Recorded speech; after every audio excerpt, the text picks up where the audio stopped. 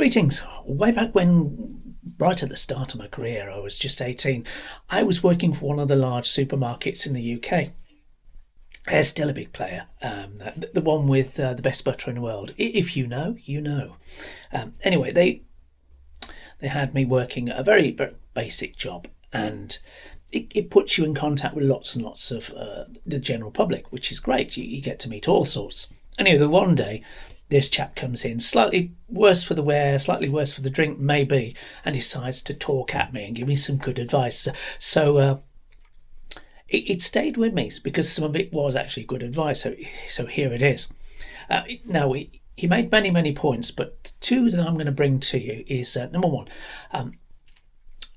the system is not geared to look out for you. Sure, you'll have mentors. Sure, you'll have people within your work, within your social life, people who just meet on the street that will help you, give you advice, things you need. Even maybe you don't think so at the time, but they're giving things you need. Sure, there's that, but you've still got to look out for yourself. And he said, whatever you do, make sure you save something. Make sure you create a nest egg for yourself. He says the system's geared against you. It's geared to keep you churning. It's geared to keep you using all lines of credit. And the idea is that we have a credit rating system to keep you thinking about your credit rating. Your credit rating only goes up if you use credit. If you don't use credit, if you stay solvent, never use it, you'll have a okay credit rating, but you'll only get a good credit rating if you use your credit and keep using your credit right up to the very day you die. Now, with that in mind, you realise that it's not really working for you. It's working for the banks, it's working for the big business that invests in the banks, it's working for the very, very rich, not you. Not you. And the whole system's geared to keep you thinking about and using credit. That's where you'll have a lot of us earn what they call a minimum wage or a living wage. And it's not really a living wage at all because you'll earn it and it won't be enough to get through the month. If you're paid weekly, fortnightly, monthly, 4 weekly, it doesn't matter. You'll find at the end of your month, so let's say, the last week, you'll often find you need to dip into credit, dip into your overdraft just to get through that week. That is because you're not being paid enough. That is because the system's rigged against you. Prices are far higher than you can afford. And whenever you get a pay raise, it's always wiped out by the cost of living rises that have swept away any benefit. In fact, year on year, although I'm earning more now than I was back then, of course, the cost of living means that what I earn now is worth far less in the grand scheme of things than what I learnt when I was a humble supermarket worker. There's nothing shameful or humbling about, by the way, about working in a supermarket. It's great work, great environment. Some people enjoy it for life. I can tell you that because it's a great place to be. However, said supermarkets have reined back on a number of employees, and it's at the expense of the customer experience, I feel. Think about the customer journey. If you're serving yourself, you might as well be stocking the shelves. And even the security guards don't stop you on the way out when you steal things. So what are you going to do? Anyway, I digress. So he says no one's looking out for you, so you've got to make sure you save some money, whatever you do. No one's going to pat you on the back for paying off the mortgage, paying off your car, dealing with life without using credit.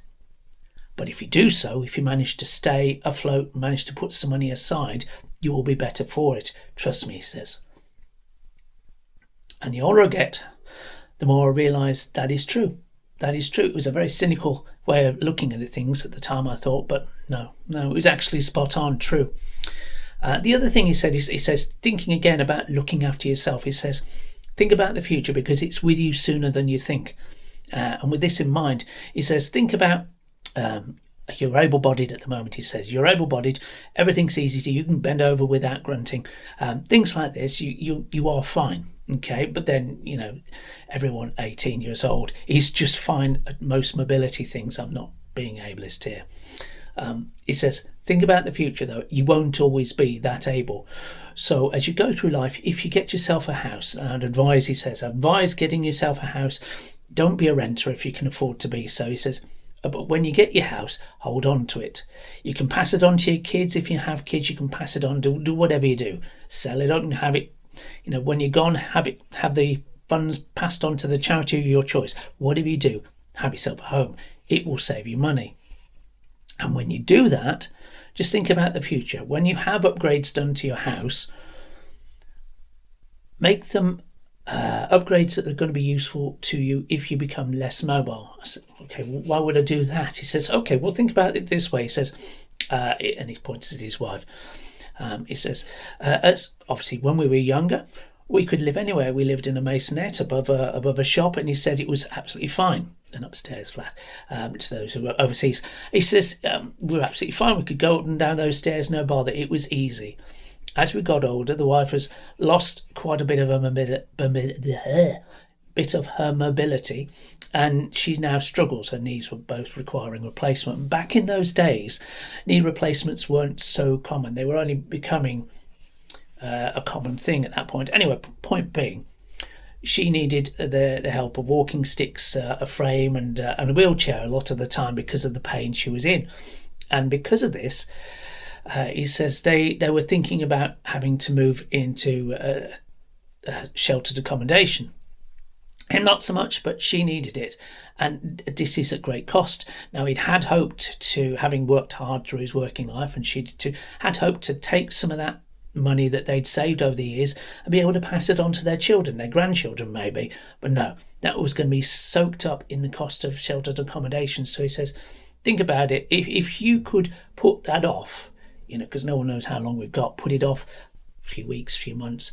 He says, it would have paid me to have a better bathroom installed earlier on. He says, because at the moment we struggle to get in and out of the bath. In one of these standard bathrooms without a walk-in shower, just a bath, a toilet, a sink, and so on. He says, we struggle with that because getting over the bath, big problem. You think, okay, well, can you use a step? No, it's not so easy because you've got to still step down.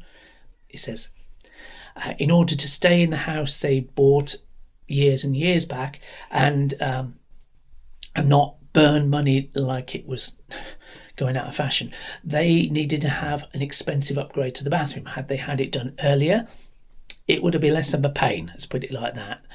Which is why, ever since, I always preferred the walk-in shower, which is what I've got behind me. Walk-in shower.